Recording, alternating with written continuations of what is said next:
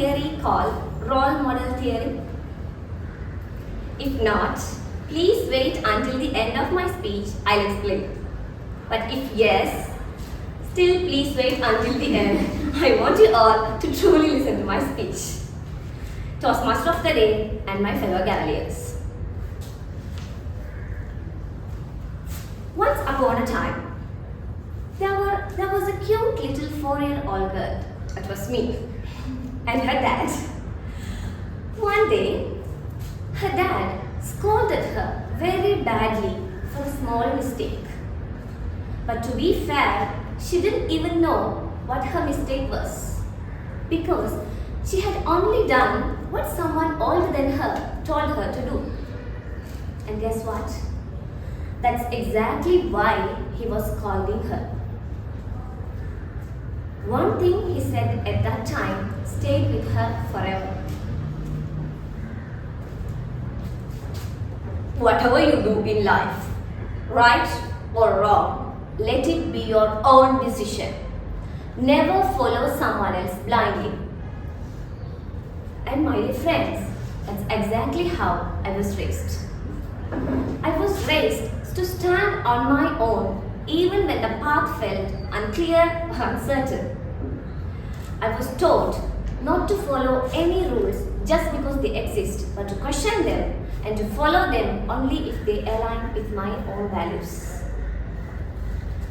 And all of this was possible because of that man, my dad, single-handedly shaped the person standing here in front of you all. The woman you see here is nothing but a reflection of him.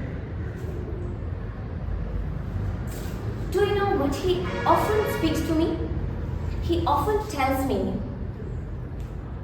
my dear, committing a sin is between you and God. If He wishes, you will be forgiven. But never intentionally hurt another human being, because that will eventually make your life miserable. All my life, I looked up to my father as an inspiration. Because I did not just love him, I truly wanted to live like him.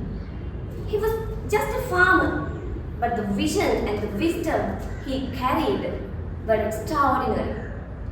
He volunteered in social service organization without ever being labeled as a social worker. He participated in campaigns without being labeled as an activist. He was a well-known motivational speaker in our region without being called as a motivational speaker.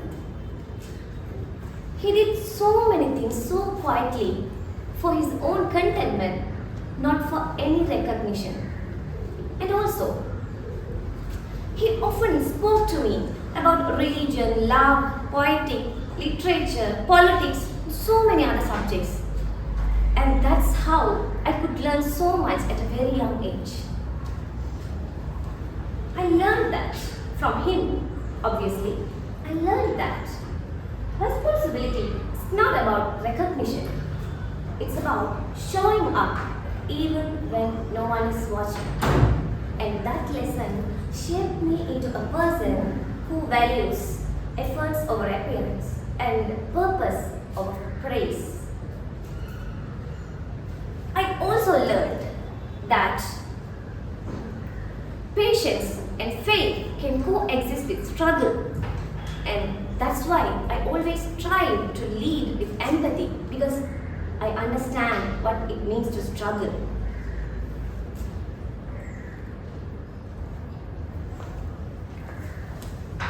At some point in my life, my father and I had arguments and disagreements. Like any other relationships, we didn't always see eye to eye. We had these arguments because the generational gap we have, or my limited own understanding at that time. There were so many reasons.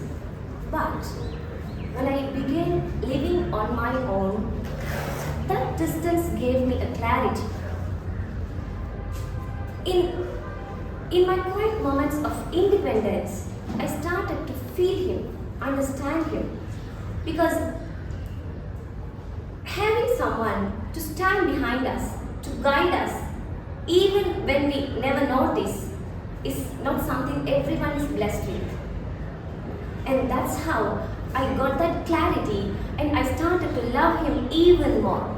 And that love led me to be more inspired to follow his footsteps.